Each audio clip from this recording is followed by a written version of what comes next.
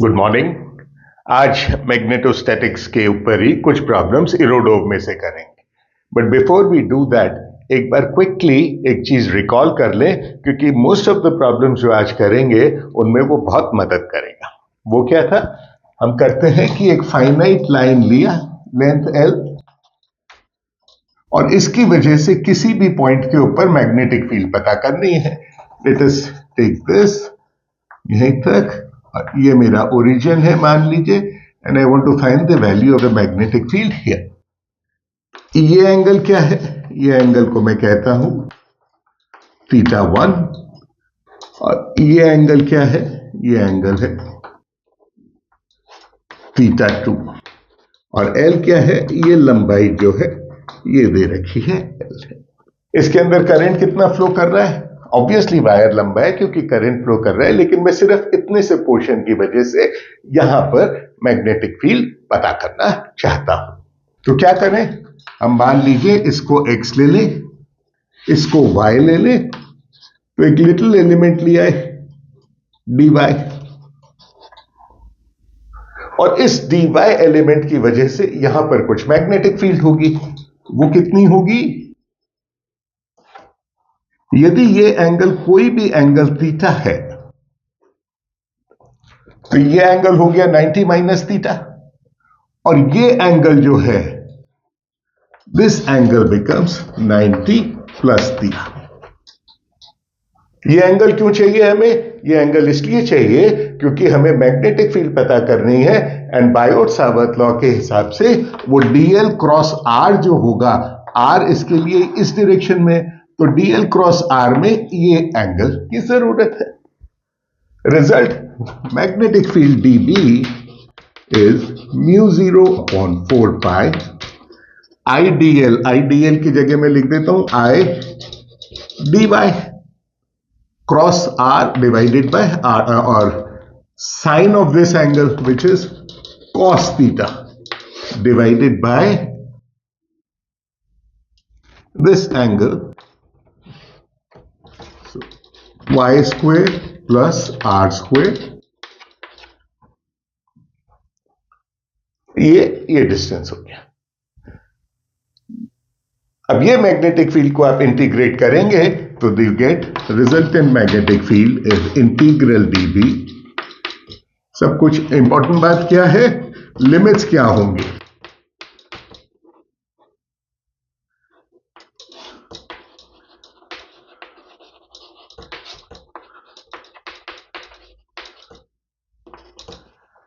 तो y पे limit होगी यहां से लेके यहां तक।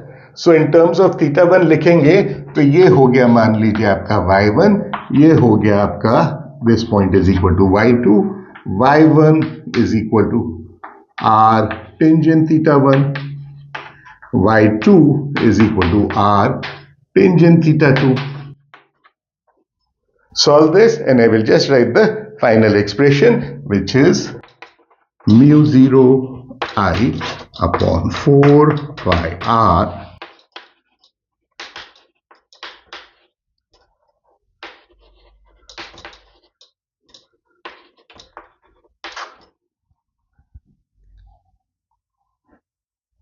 अब किसी भी केस के लिए इस प्रॉब्लम को हम सॉल्व कर सकते हैं।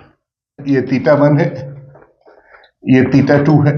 अब if this goes right up to infinity, तो θ2 की वैल्यू हम π/2 लिख देंगे, दिस विल बिकम π/2। और यदि ये माइनस इंफिनिटी से आ रहा है तो θ1 की वैल्यू माइनस π/2 लिख देंगे। तो वो माइनस π/2 होके this quantity will become 1 minus -1 2, so μ0 I upon 2 pi r, जो आपका इनफाइनाइट लाइन चार्ज के लिए। एक स्पेशल केस जरूर है कि इनफाइनाइट लाइन चार्ज की जगह एक सेमी इनफाइनाइट लाइन चार्ज है, यहां से it goes up to infinity, और यहां पर मैग्नेटिक फील्ड क्या होगी? मतलब ये एंगल तो π/2 हो गया और θ1 की वैल्यू 0 हो गई। सो इसके लिए यहां मैग्नेटिक फील्ड आधी हो गई, μ0 I upon 4 pi r, where r is this distance. तो ये रिजल्ट बार बार बहुत काम आएगा, इसलिए लिख दिया। बाकी सब मिटा के सिर्फ इस रिजल्ट को रिटेन कर लेते हैं।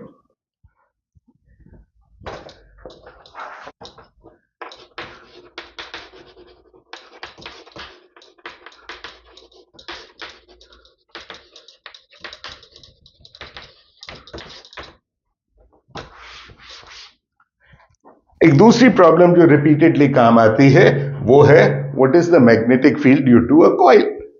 अब पूरी कॉइल के लिए एक्सिस पे पता कर लिया, सेंटर पे पता कर लिया, सब आसान है, लेकिन हमने एक जनरल केस के लिए एक्सप्रेशन लिखा था, वो एक्सप्रेशन लिख देते हैं और उसी एक्सप्रेशन को यूज करके सारी प्रॉब्लम्स करेंगे।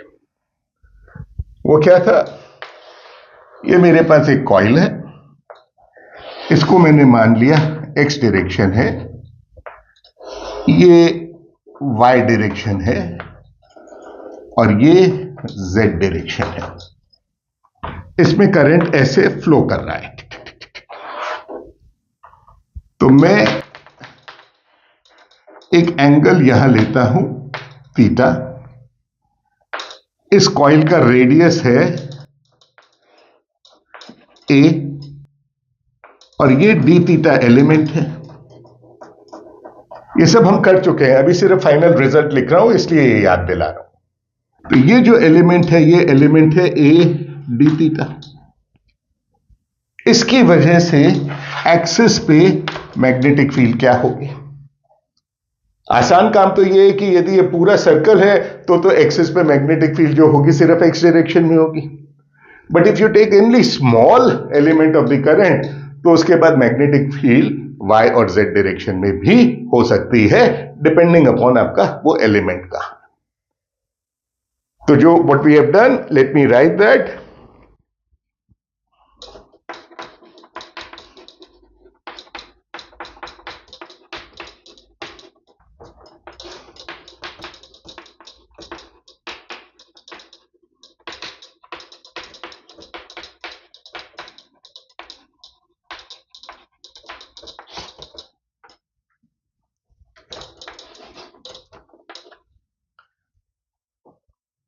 एक्स क्या है, ये डिस्टेंस x, और किसकी वजह से, ये छोटे से एलिमेंट की वजह से, जो क्या है ए डी थीटा। तो उस ए डी थीटा का एक ए इसमें आ गया और बाकी क्या बचा यहां पर हमारे पास डी थीटा, विच मीन्स यदि मुझे पूरे की वजह से मैग्नेटिक फील्ड पता करनी है तो थीटा वेरीज फ्रॉम 0 to 2 पाई। आधे की वजह से पता करनी है तो थीटा वेरीज फ्रॉम 0 to पाई, है ना। अब उसको देखेंगे जब थीटा वेरीज फ्रॉम 0 to पाई और 0 to पाई बाई 2, देन ये क्वांटिटी 0 होती है या नहीं होती है, उस पर निर्भर करेगा कि जे और के क्या है, जे और के डायरेक्शन में मैग्नेटिक फील्ड कितनी। तो सिंपलेस्ट केस क्या है, मोस्ट ऑफ द टाइम्स हमारे लिए सिंपल केस क्या होता है, हम पता करना चाहते हैं सेंटर पे। यदि सेंटर पे पता करना चाहते हैं तो x की वैल्यू 0 हो गई, और x की वैल्यू 0 हो गई तो ये भी 0 हो गया, ये भी 0 हो गया। तो यदि छोटा सा आर्क एलिमेंट है तो उसके लिए भी at the centre magnetic field सिर्फ x डायरेक्शन में होगी। So b integral db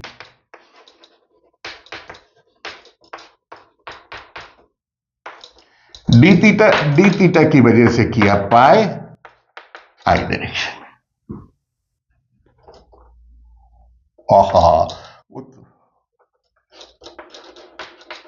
I always do this mistake. ये 3/2 तो आएगा ही आएगा,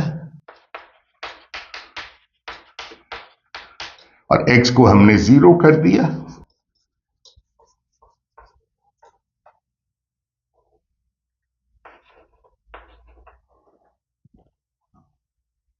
सो सेंटर पे आप पहले पता कर चुके हैं मैग्नेटिक फील्ड कितनी आती है, मैग्नेटिक फील्ड आती है μ0I/2a, which is what you have been able to reproduce here.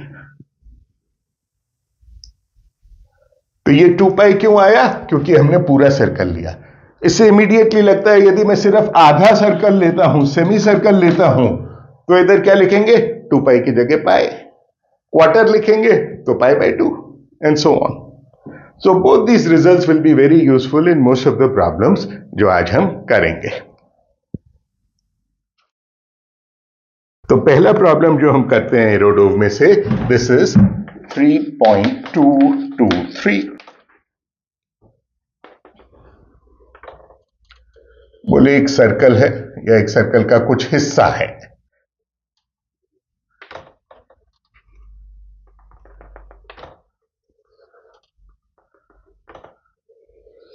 ये 90 डिग्री नहीं है, जरूरी नहीं है।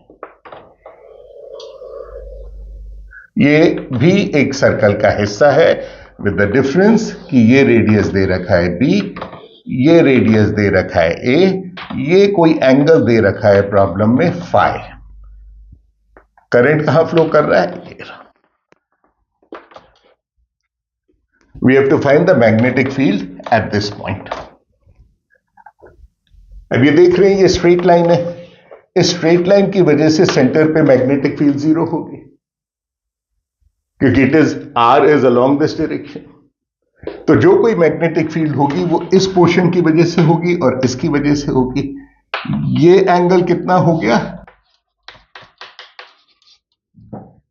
तो लाइक वी सेड वहां पर हमें 2 पाई की जगह एंगल लिखना पड़ेगा, जो भी एंगल है। So magnetic field due to this mu 0 I upon 4 pi B, और 2 पाई की जगह आई हैव टू राइट 5। ये जो एंगल है, और इसी प्रकार इसकी वजह से क्या होगी? वो होगी plus mu 0 I upon 4 pi A. Total magnetic field कितनी हो गई? Mu 0 I upon 4 pi phi upon B plus 2 pi minus phi upon A. Direction क्या होगी? ये इस डायरेक्शन में करंट है, magnetic field will be into the plane of the body. आसान सा बात। अब इसी में जरा सा परिवर्तन कर देते हैं। वो क्या?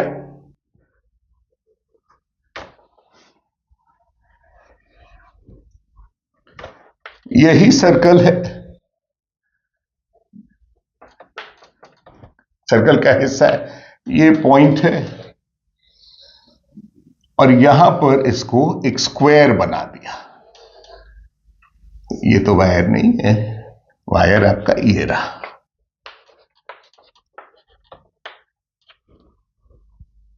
ये रेडियस फिर ए है, और ये जो दे रखा है ये दे रखा है B. And the question is what is the value of the magnetic field here. अब चूंकि ये दे रखा है कि ये स्क्वायर बना दिया, तो हमको मालूम है ये जो एंगल है ये 90 डिग्री हो गया,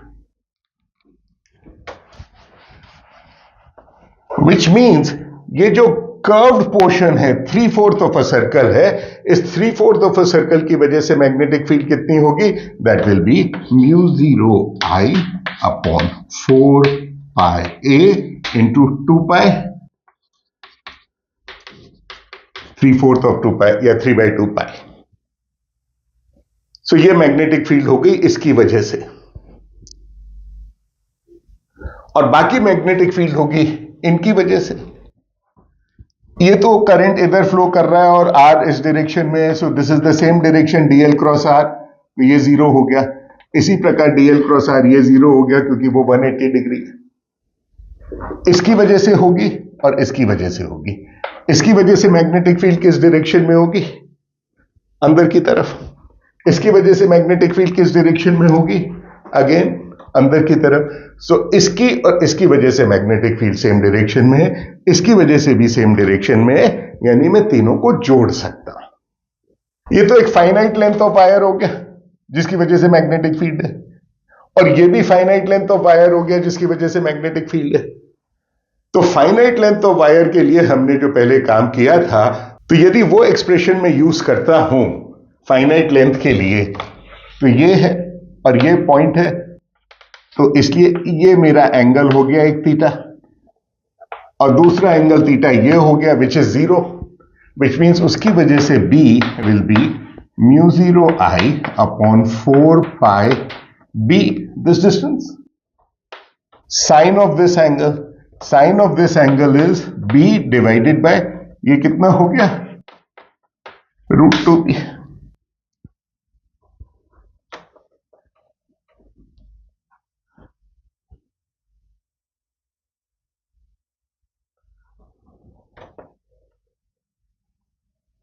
चार चौके 16 और 2 ये हो गया 8 पाई इंटू 3 पाई।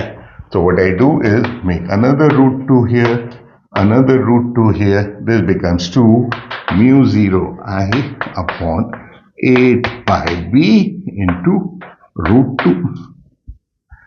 और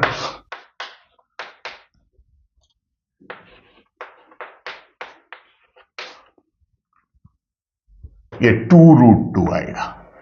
क्यों? क्योंकि इसकी वजह से और इसकी वजह से, दोनों की वजह से बराबर magnetic field. Let's go to the next problem. तो अब मैंने बाकी सब कुछ मिटा दिया और सिर्फ जो इंपॉर्टेंट रिजल्ट्स हैं जो हमारे बार बार काम आएंगे उनको यहां रिटेन कर लिया। अब एक अगली प्रॉब्लम करते हैं 3.224। एक थिन वॉल ट्यूब है,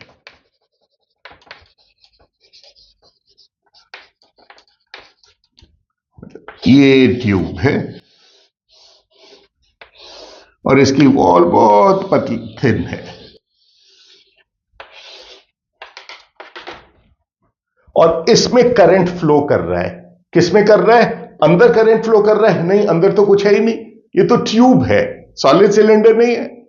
और ट्यूब है तो करंट सिर्फ इसमें फ्लो कर रहा है, सरफेस में। और इसका क्रॉस सेक्शन बनाए तो हम क्या बनाएंगे?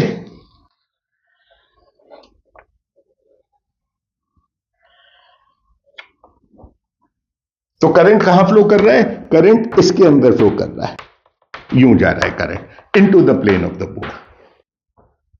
तो करंट डेंसिटी, यदि इसकी थिकनेस मान लीजिए T है और ये रेडियस R है, तो करंट डेंसिटी कितनी हो जाएगी? करंट डेंसिटी हो जाएगी I into 2 pi RT। But उसकी जरूरत नहीं है, ये तो सिर्फ इसलिए कर रहे हैं आपको समझाने के लिए कि करंट किधर फ्लो कर रहा है।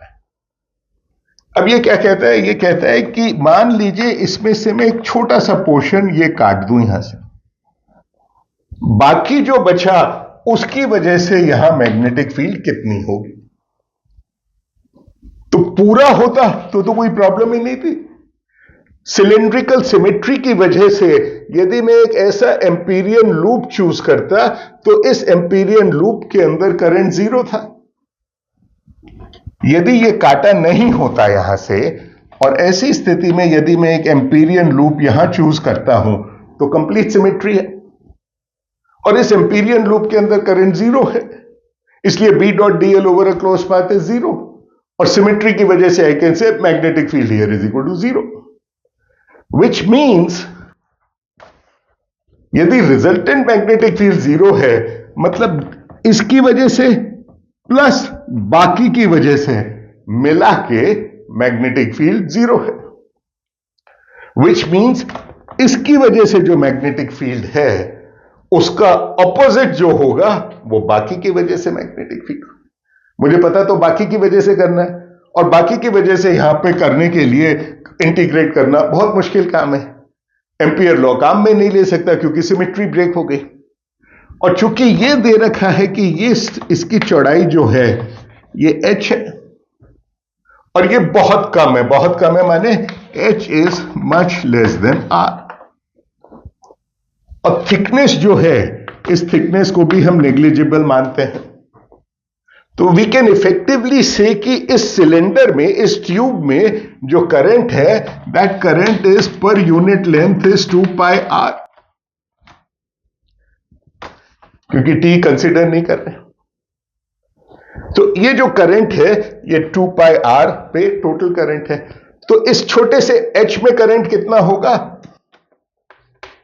तो current in h will be I into h।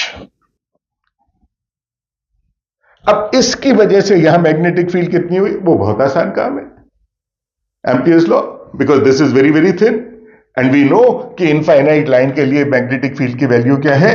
Mu 0 I upon 2 pi r, where this distance is r।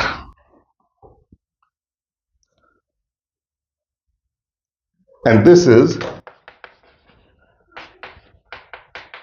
I के लिए क्या लिखेंगे? तो this is the value of magnetic field है। डायरेक्शन पता करना चाहे वो भी कर सकते हैं। इसकी वजह से ये मैग्नेटिक फील्ड है, direction will be perpendicular to this line element along this direction, और पूरी की वजह से जीरो है, तो बाकी की वजह से क्या होगी, जस्ट टेक द डिफरेंस.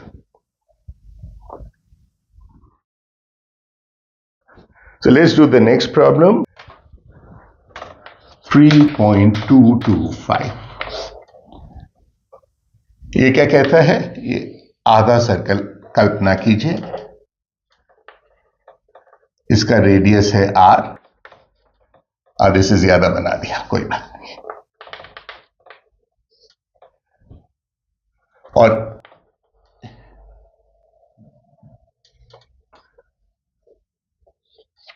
इसकी भी कोई थिकनेस है नेग्लिजिबल, और करंट कैसे फ्लो कर रहा है, करंट ऐसे नहीं फ्लो कर रहा, ये फिर आधी ट्यूब है, तो आधी ट्यूब होने की वजह से ये ट्यूब है और इसमें करंट ऐसे फ्लो कर रहा है. और यदि करंट ऐसे फ्लो कर रहा है पूरी के लिए, तो हमने सुपरपोजिशन से देख के किया था क्या करें. अब ये पूछते हैं ऐसे करंट फ्लो कर रहा है तो यहां पर मैग्नेटिक फील्ड की क्या वैल्यू होगी और क्या डायरेक्शन होगी. तो सिमेट्री दिख रही है, सिमेट्री दिख रही है, इसलिए यदि इसके एक मैंने यहां पर एक एंगल डिफाइन किया थीटा, और ये छोटा सा एलिमेंट लिया, तो ये एलिमेंट हो गया are D theta. Total current जो फ्लो कर रहा है आई, दैट इज आई, और इसके अंदर छोटे से एलिमेंट में जो करंट इधर फ्लो कर रहा है, अंदर जो जा रहा है, that current will be I divided by pi R into R D theta. अब इसकी वजह से यहां पर मैग्नेटिक फील्ड कितनी होगी, ये आपका करंट का डायरेक्शन है, right hand rule, magnetic field will B along this direction. इसी प्रकार इसके करस्पॉन्डिंग एक एलिमेंट यहां पर भी होगा, इस एलिमेंट में करंट इधर फ्लो कर रहा है और इसकी वजह से यहां मैग्नेटिक फील्ड किस डायरेक्शन में होगी, इन दिस डायरेक्शन. ये कंपोनेंट और ये कंपोनेंट कैंसिल हो जाएंगे पीस बाय पीस, जो कुछ बचेगा ये वाला कंपोनेंट बचेगा. यदि ये एंगल थीटा है तो ये एंगल भी थीटा है, सो द मैग्नेटिक फील्ड जो भी होगी उसका कोसाइन लेना है. तो मैग्नेटिक फील्ड कितनी होगी, म्यू जीरो आई, ये तो इनफाइनाइट लाइन हो गई ना, mu zero I upon 2 pi R, और आई कितना है,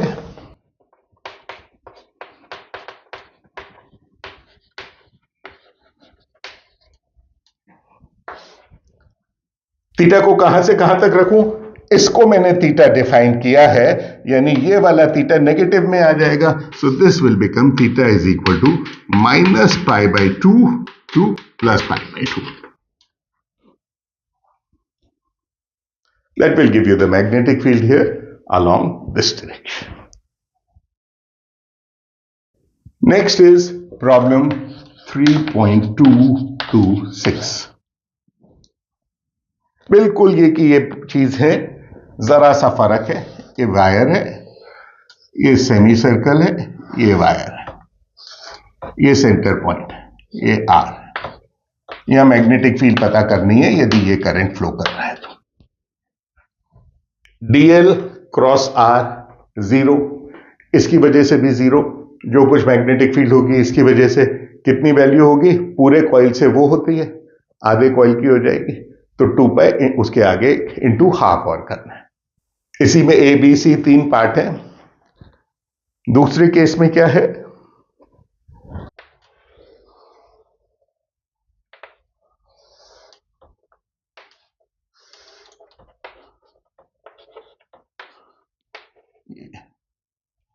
ये सेंटर है, सेंटर. यहां मैग्नेटिक फील्ड कितनी हो जाएगी, इजी टू सी कि डायरेक्शन ये है, इसकी वजह से भी डायरेक्शन क्या होगी, सेम डायरेक्शन होगी. इसकी वजह से मैग्नेटिक फील्ड कितनी होगी, जीरो. इसकी वजह से कितनी हो गई, उसका 3/4, और ये इंफिनिटी तक जा रही है, तो इंफिनिटी तक के लिए उस केस में क्या हो जाएगी मैग्नेटिक फील्ड, साइन थीटा 1 को तो जीरो कर दिया, और theta two is equal to pi by 2 कर दिया, so mu 0 I upon 4 pi R. इसकी वजह से mu 0 I upon 4 pi R, बाकी की वजह से mu 0 I upon 4 pi R 2 pi into 3/4 total. Similarly एक और कॉन्फ़िगरेशन दे रखा है इसी प्रॉब्लम के अंदर, वो क्या,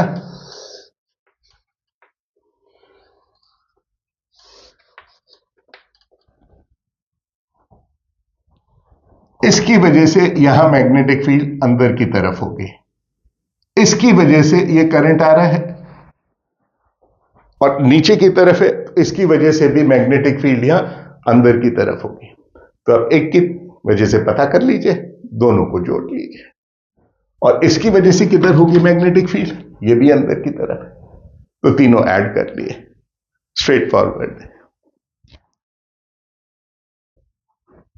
next is 3.22a।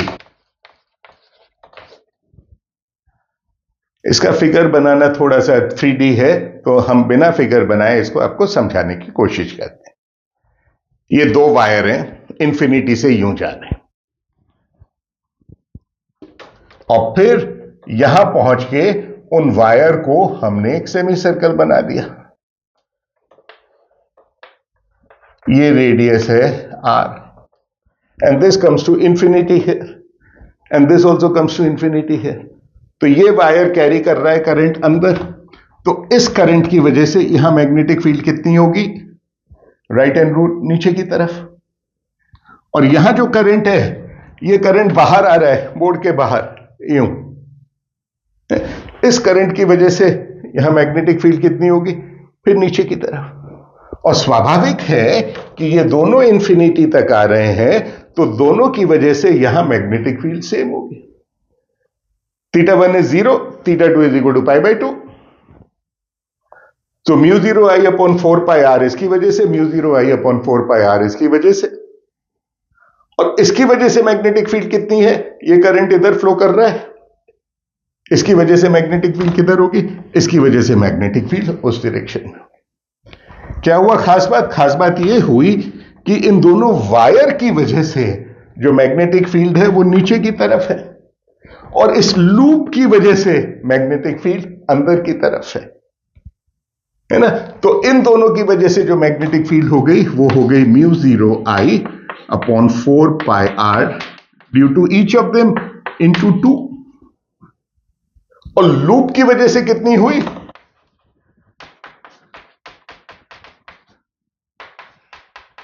Into half, 2 पाई का आधा ही है ये तो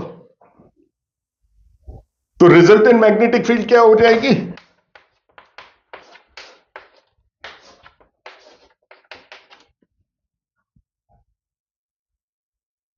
इसी प्रकार अलग अलग केसेस दे रखे हैं। ये वायर यूं गया, ये इधर आया, और उसके बाद ये नीचे आ गया, या ये इस डायरेक्शन में चला गया, तो फिर मैग्नेटिक फील्ड क्या होगी। तो different configurations you can solve it.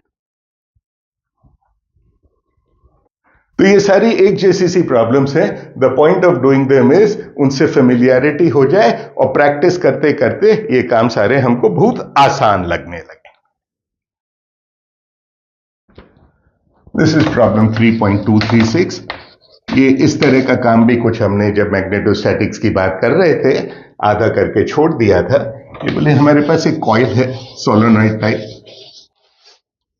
और इसकी लंबाई है L, number of turns per unit length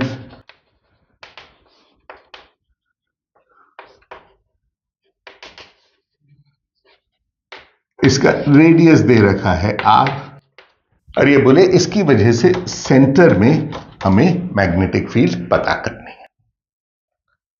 यदि सेंटर में मैग्नेटिक फील्ड पता करनी है तो ये तो हम जानते हैं कि करंट ऐसे फ्लो कर रहा है, तो इन सब कॉइल की वजह से इधर होगा, और इस कॉइल की वजह से इधर ही होगी मैग्नेटिक फील्ड, तो इसकी भी इधर ही होगी मैग्नेटिक फील्ड। तो मैं क्या करता हूं, इसी पॉइंट को ओरिजिन मान लेता हूं, और कोई भी डिस्टेंस x पे एक छोटा सा एलिमेंट लिया dx, उसके अंदर नंबर ऑफ टर्न्स कितने हैं, करंट कितना हो गया अब मैग्नेटिक फील्ड कितनी हो गई, उसके लिए वो जनरल फॉर्मूला आ जाएगा, वो क्या है, X square plus R square C/2। याद करने का आसान तरीका है, इसको पाई से मल्टीप्लाई कर दें तो ये current into area magnetic moment हो जाएगा, तब ये μ0/2 आ जाएगा। और इसको इंटीग्रेट कर दें। x कहां से कहां तक वेरी करता है, x varies from -L/2 to +L/2, and that will give me what is the value of the magnetic field here. I'll just write the answer and leave it.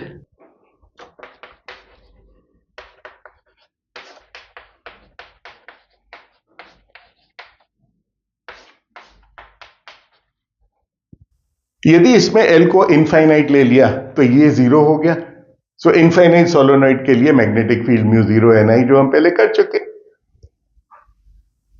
But इसी problem को एक और तरीके से देख सकते हैं।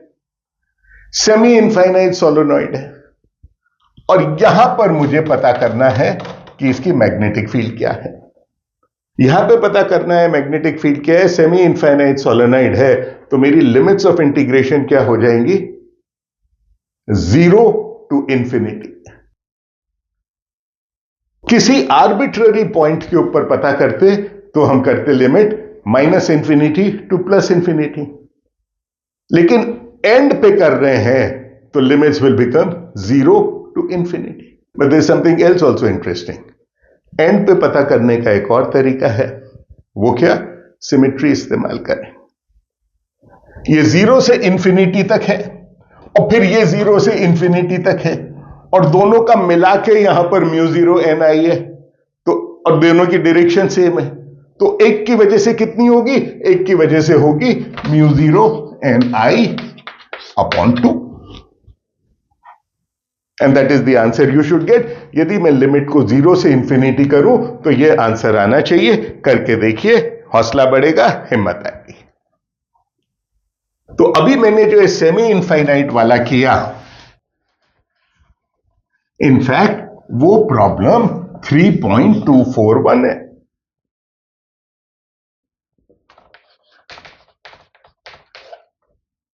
वो क्या कहते हैं, हमारे पास एक लॉन्ग सोलोनॉइड है सेमी इनफाइनाइट, और इस सेमी इनफाइनाइट बोले एंड पे हमें पता करना है what is the flux passing through this. आसान काम है, जब यहां पे मैग्नेटिक फील्ड पता कर ली तो flux is this into area. किसी भी पॉइंट पर यहां पर फ्लक्स विल बी डबल, है ना, एक एंड है, ये दूसरा एंड है। Another interesting problem.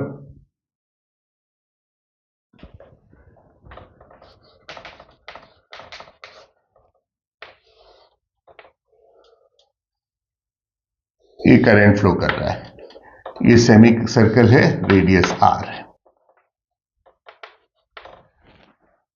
वो पूछता है इस वायर पे सेंटर पे यदि मैं एक यूनिट लेंथ का एलिमेंट लेता हूं तो उस यूनिट लेंथ ऑफ एलिमेंट के ऊपर इस वायर पे क्या कोई फोर्स लगेगा, and the answer is yes.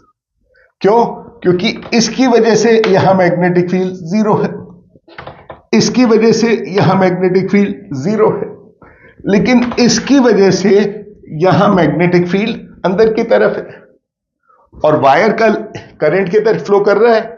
Use your right hand, तो this is DL cross B, सो इसके ऊपर फोर्स लगेगा इन द डाउनवर्ड डायरेक्शन, और वो फोर्स कितना लगेगा, इसकी वजह से आपने मैग्नेटिक फील्ड पता कर ली, इंटू हाफ, और फोर्स कितना है IL cross B, so I into L, ये मेरा यूनिट लेंथ है, इंटू B, सो ये यूनिट लेंथ है तो इसको हटा दिया। इस वायर को ऐसे करने के बजाय, in fact let's do it, unit length लिया ना, so this quantity gives us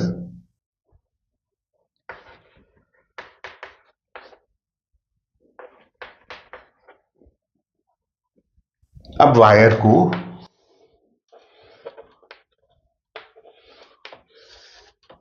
ऐसे करते हैं, यहां पे पता करते हैं। अब ये क्या हो गया, ये हो गया r/2। इसकी वजह से मैग्नेटिक फील्ड यहां पर कितनी होगी,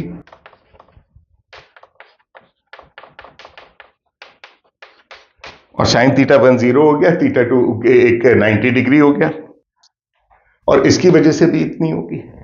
तो रिजल्टेंट मैग्नेटिक फील्ड हो जाएगी twice of this, unit element I into dl, और मैग्नेटिक फील्ड की डायरेक्शन परपेंडिकुलर है, करंट ये है, तो I into magnetic field dl cross b forces direction में लगेगा, तो ये यूनिट हो गया। And what do we get here,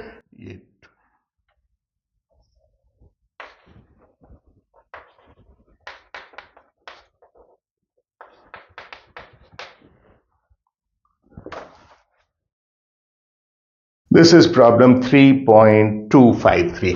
randomly select किए हैं मैंने कुछ। कंसिडर कि आपके पास एक स्क्वायर फ्रेम है, पूरा नहीं है, ये है, 3 साइड्स,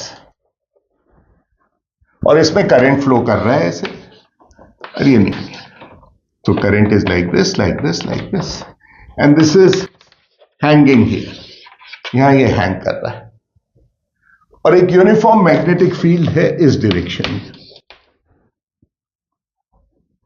तो क्या होगा, ये करंट नीचे आ रहा है, मैग्नेटिक फील्ड ऊपर है, इस करंट पे तो कोई फोर्स नहीं लगेगा, इस करंट पे भी कोई फोर्स नहीं लगेगा, लेकिन ये जो करंट है, ये देखिए, ये लूप है ना हमारा, ये look at it like this, ऐसे आया ऐसे आया ऐसे आया, और मैग्नेटिक फील्ड इधर है, तो इस वायर और इस वायर पे कोई फोर्स नहीं लगेगा।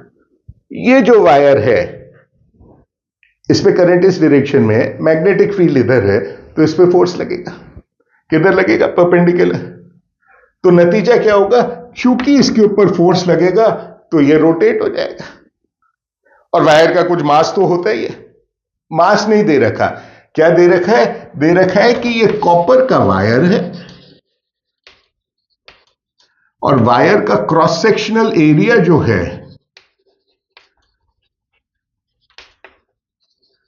वो S दे रखा है, और बोले ये थोड़ा सा रोटेट हो जाएगा, और इक्विलिब्रियम की स्थिति में एट एन एंगल थीटा आके रुक जाता है।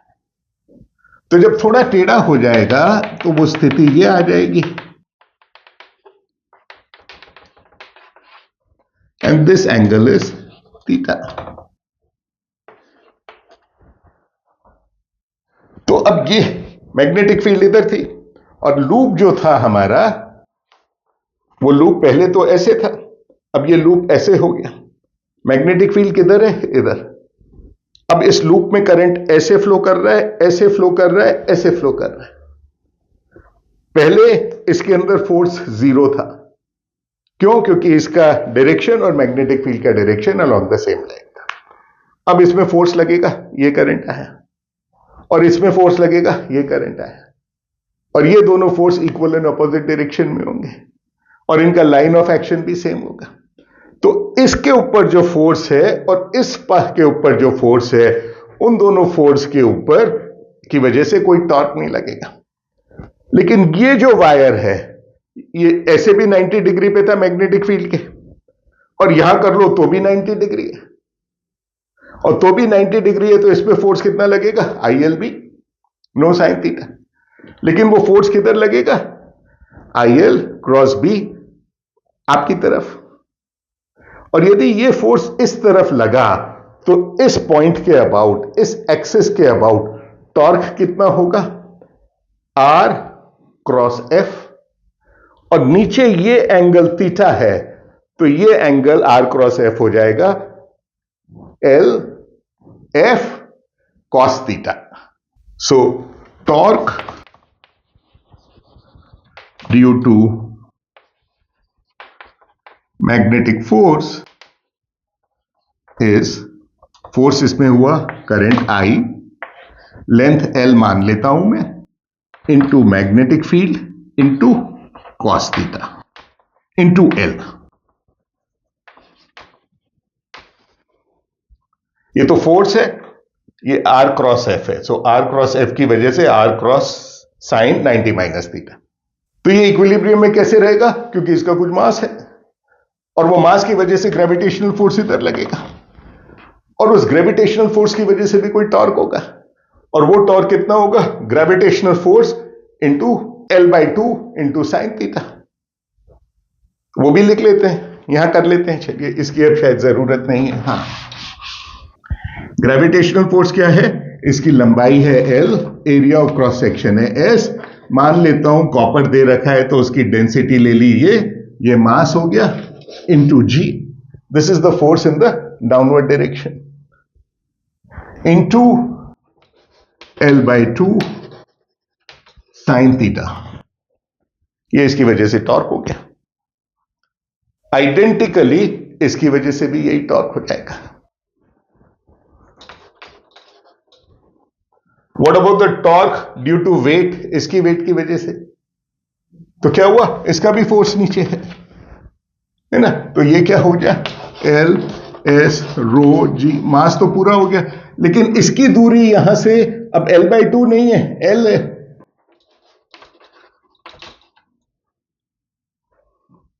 तो एसेंशियली ये दोनों बराबर हो गए।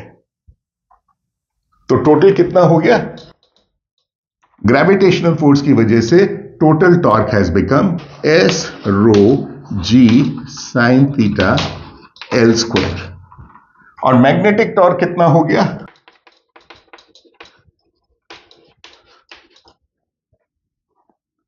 L नहीं दे रखा, कट किया, तो in fact yes this will be 2 here, another factor of 2, this plus this, तो L इज irrelevant, what is relevant is ये दे रखा है कि ये स्क्वायर है, so all sides are equal.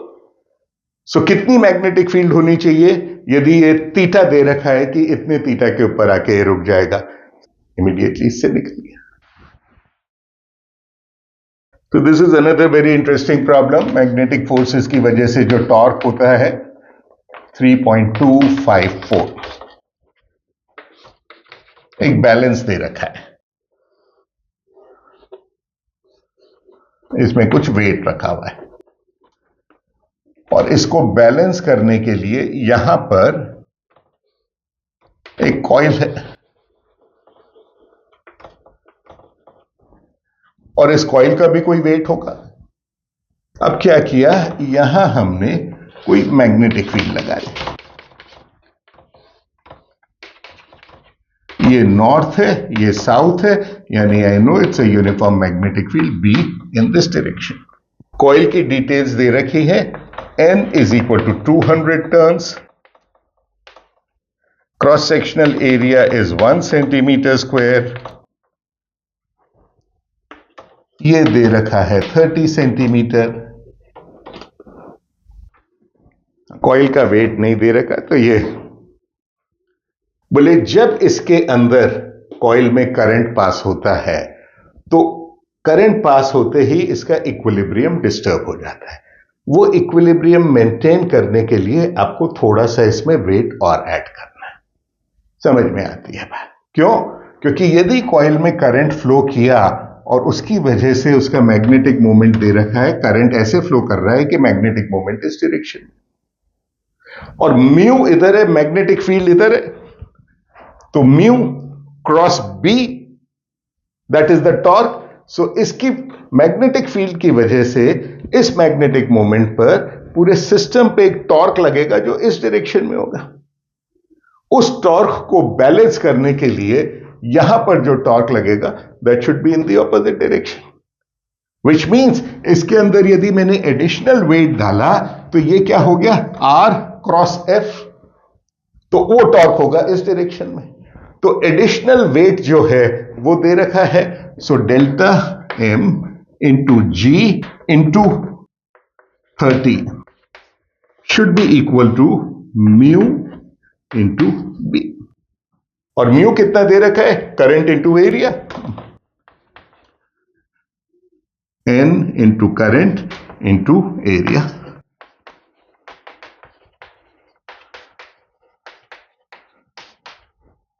Find the value of the magnetic field.